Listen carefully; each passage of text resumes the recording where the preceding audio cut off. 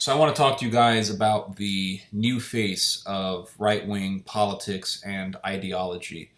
For years, what it meant to be conservative was to be pro-life, to believe in God, to go to church, to be for the traditional family. And this was labeled by the lefties as right-wing or as the American right. But what it means to be right wing right now is currently changing. It's currently warping into something else. Now it's not so much about being pro-life or about being for the traditional family, although you still have conservatives who preach this, who promote these values. This idea, this concept, this position is beginning to deteriorate, and we have been seeing this decline, this deterioration, for years now. We've been seeing it, I would say, within these last 5 or 6 years or so.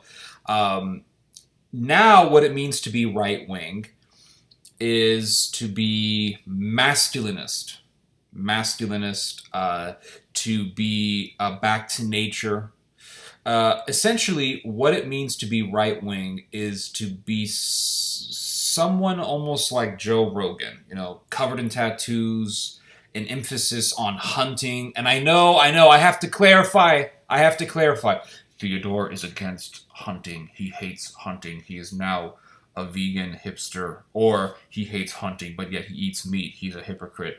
I'm not saying hunting is necessarily bad, but there is most definitely a subculture of hunting that has a fixation on being, masculinist or being back to nature, and it has underlying pagan or paganistic ideological roots in it, or ideological motivations, pagan motivations.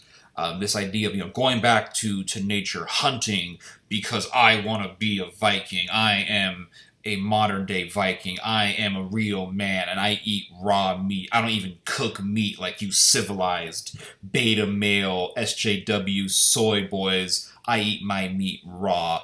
And this is something that is becoming more and more popular. And the meaning of right, the meaning of being right wing, is changing. And it's not changing into something new. Rather, it is returning to an older form of right wing politics. And by that, I mean 20th century right wing ideology. So when you go back to the first half of the 20th century, and you read about the pan-German movements, and what will you peruse on? What will you read on? You will find out about the youths in Germany who would go up to the mountains and they would sing songs, and they had this back to nature idea, and they had pagan ideas, and a lot of these movements would really they would presage the beginning of the rise of Nazism. And a lot of the Nazi ideologues were back to nature types. They were pagans. They had this idea of reviving the old Scandinavian religion, the old Germanic cults. They talked about the Anglo-Saxon religion and how the evil Catholic Church tried to destroy it all. We have to bring it back because the Semitic, Jewish, Christian religion tried to destroy it, and so we have to bring it back, guys. Christianity is foreign.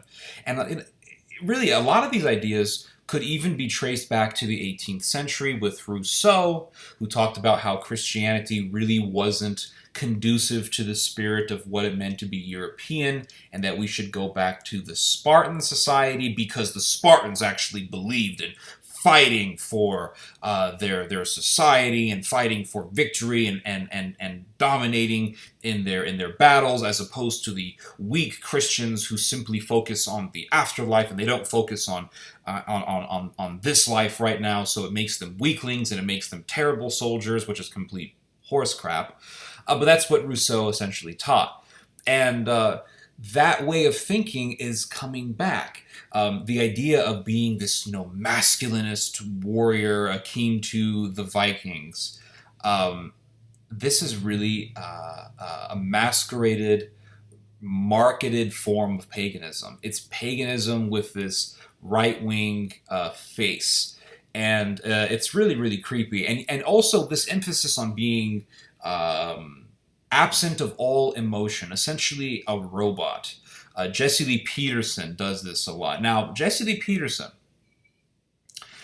when I first began doing activism work, Jesse Lee Peterson was amongst the first radio stations that I went on to do, interview type work. And I remember in 2012 was when I had my first interview on the Jesse Lee Peterson show. So I've been on his show numerous times. The last time I was on his show was in 2017. But it was the Jesse Lee Peterson show that was amongst the earliest shows that I did when I began to do radio interviews. And so I've known about Jesse's work for quite some time, almost a decade now. And I will say that while I agree with much of what Jesse says, again, because he's right-wing, he's going to have things that he's going to say things that Christians by and large will agree with. There is poison in what Jesse says. There's a lot of poison, actually. There's a lot of punch, but there's also a good amount of poison. And Jesse likes to say things like, for example, if you express emotion, you're not a man. He actually has said this. He says this all the time. If you have emotion, then you're not a man. You're not a man. You're a woman. And when I hear that sort of thing, you know what it reminds me of? I remember years ago when I was in high school, I had this teacher. I forgot his name, but he was this tall guy. He had blonde hair, blue eyes, and he had the most German last name you could ever read. It was like Schloenken, Darken, Schmarken, Farken, like that German type level of a name. It was one of those last names that you rarely ever see in the United States. But he was American, born in the United States, the whole thing. But an ethnic German. And I suspected that he was a closet Nazi. I always suspected that he was a closet Nazi because he loved Nietzsche, and he also loved the Bhagavad Gita and the Vedic literature, and he had a fascination with Hinduism.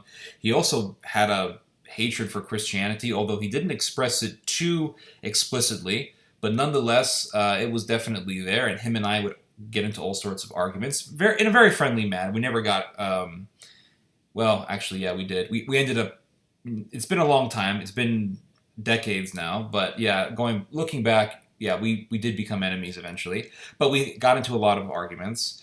And so eventually, I remember he began to have us watch documentaries. And some of them, actually all of them were quite interesting. And one of them was a documentary on an African tribe. It was one of those, I think, Nat Geo type documentaries. And it was on this tribe in Africa. And this particular tribe was very, very strange. Very strange. And I know that doesn't really surprise any of you. But in this tribe, the shaman would determine your gender. The shaman would determine if you were a man or not. And you could be a full grown-ass man. And if the shaman said you weren't a man, guess what? You couldn't get married. So you would have this poor African guy who would say something like, because, and here's another thing that I almost forgot to mention. When you went to the shaman so that he could determine if you were a man or not, you would only get 1 day out of the year to have this meeting with the shaman to determine if you were a man. So if he said you weren't a man, you would have to wait till the next year until he would tell you if you were a man or not. So you would have this poor African guy who's a grown-ass man, and he's like, I really wish to get married. And so I really, really hope that the shaman will tell me if I'm a man or not. I really have hope for this year. I really have hope. And the shaman would, draw some bullcrap on the sand or whatever and do some hocus pocus stuff. And then he would tell the He would look at the man and he would say, "You are not a man. You are not a man."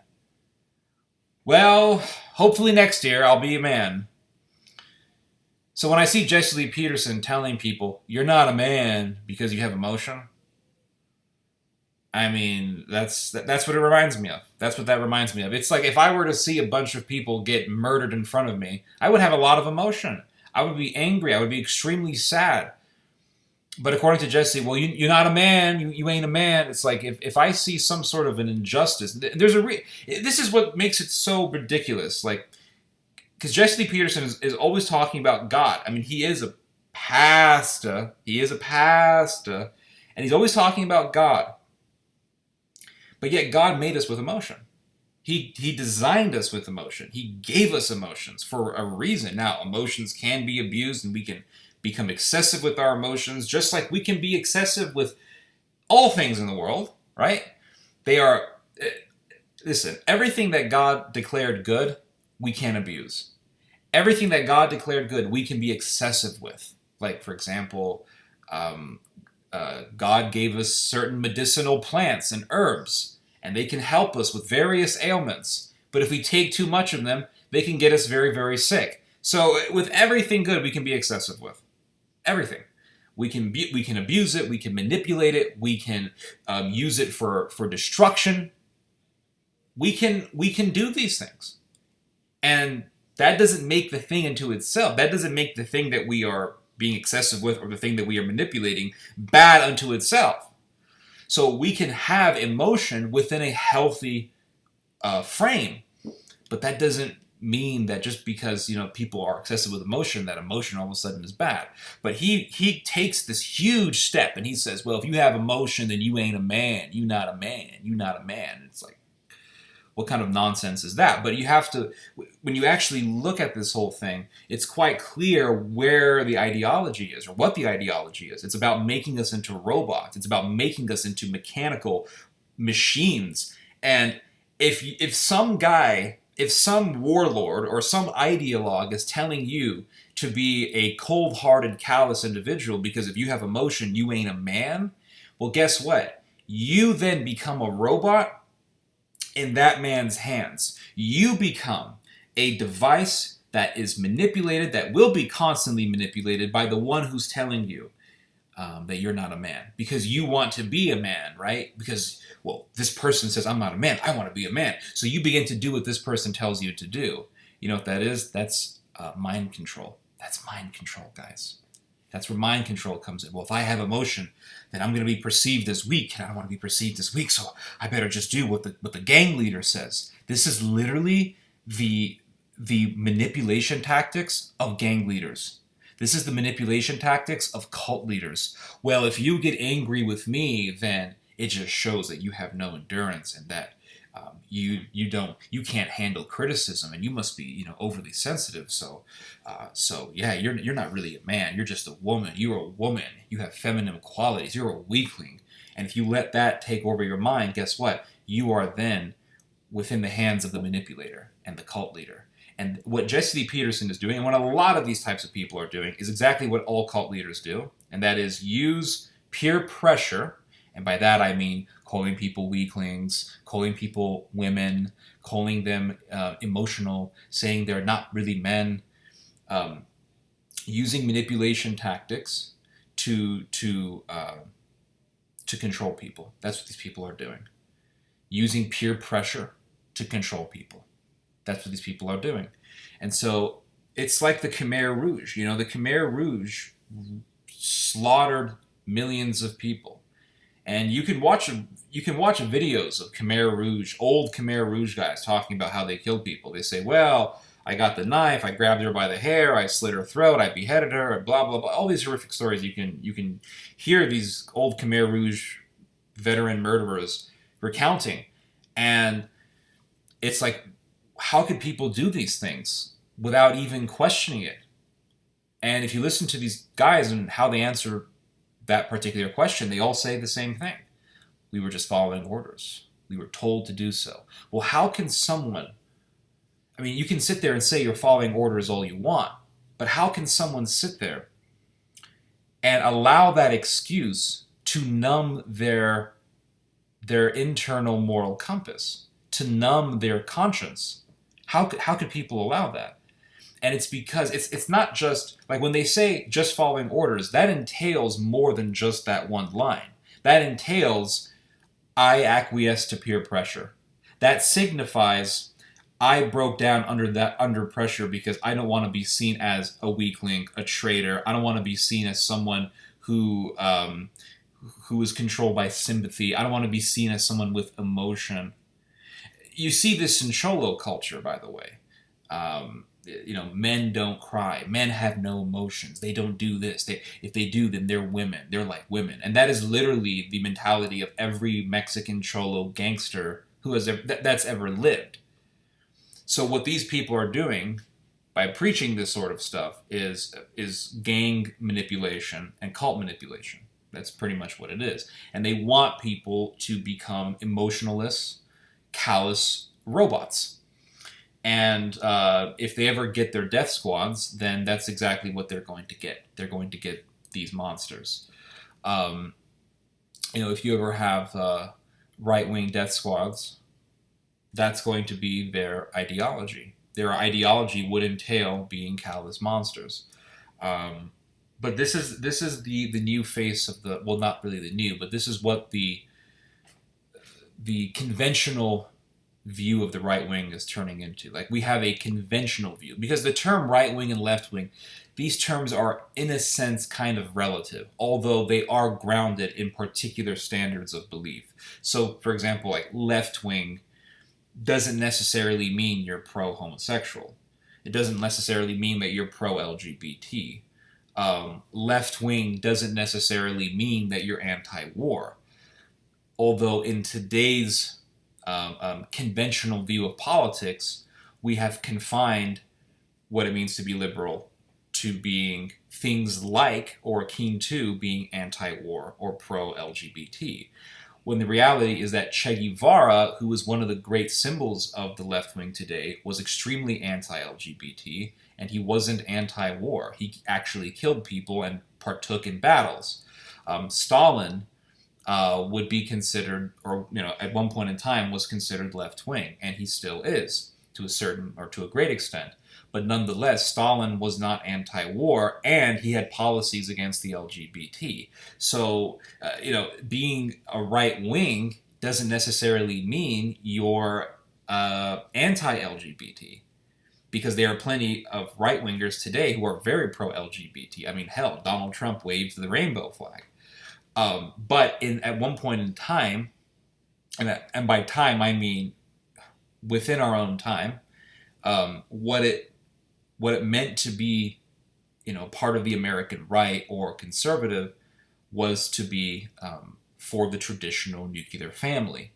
And by that, being against gay marriage would involve that. But that is changing, and that has been changing extremely quickly. And I'm not even going to sit here and say, well, it's gradually changing, it's slowly changing. No. It's changing towards being, the right wing is quickly is shifting towards being pro-LGBT in a very fast manner, and extremely quickly. It's turning into this. It's shifting to this pro Sodom mentality ideology.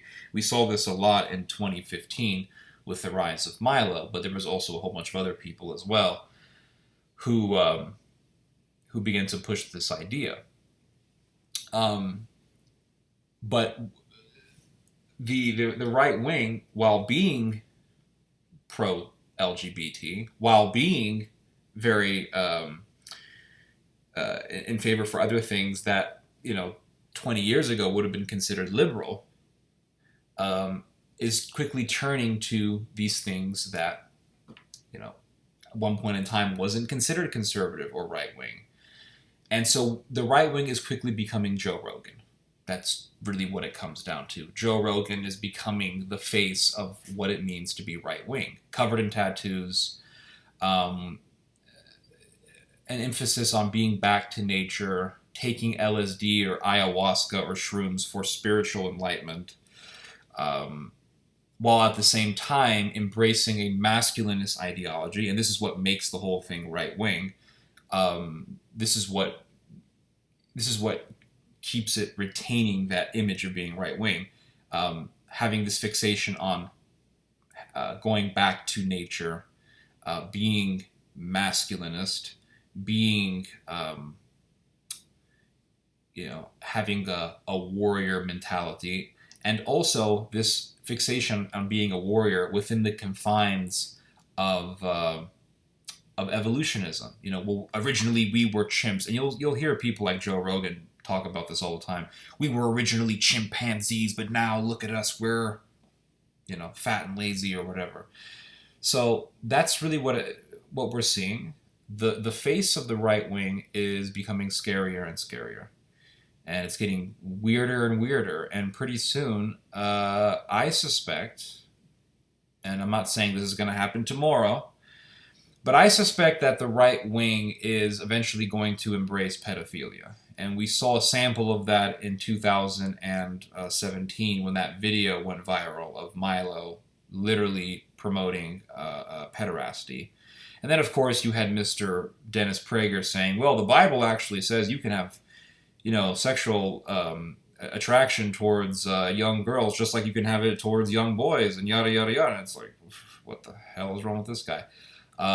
We also saw it with Michael Voris when he invited Milo Yiannopoulos, I believe it was last year, and he told Milo, he asked Milo a question about his pederastic statements, and he asked Milo, in the context of Milo's past statements, he asked him, well, do you want to change the age of consent? And Milo said, no, I think 16 is just fine.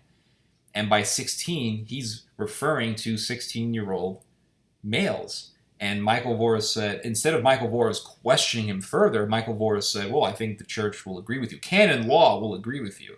So the right wing is morphing very quickly. It's not morphing slowly. It's morphing very, very fast into something that is utterly horrifying, satanic, and evil. And we are seeing the formation of this monster. So yeah, this is why I do not identify as right wing. I understand that there are things of the right wing that I agree with, but there are things of the left wing that I agree with also. So I don't confine myself to either one of those camps. Whatever good that they teach is found in Christianity. And whatever evil that they have, well, that's the poison that they mix their good ideas with, and that's what makes them very dangerous. So we cannot fall for either camp. And I understand that now with a Democrat president, a lot of conservatives, a lot of righties are going to be even more seduced by right-wing revolutionary ideologues. But I can tell you guys who are listening to my videos right now that don't do it. It's not a good idea. It would be extremely unwise for you to do so, because you will be pulled into this matrix of deception and this whole face of conservatism, which is really becoming a modernly marketed form of fascism. So yeah, anyway, those are my thoughts for that. You guys just heard some theology. God bless.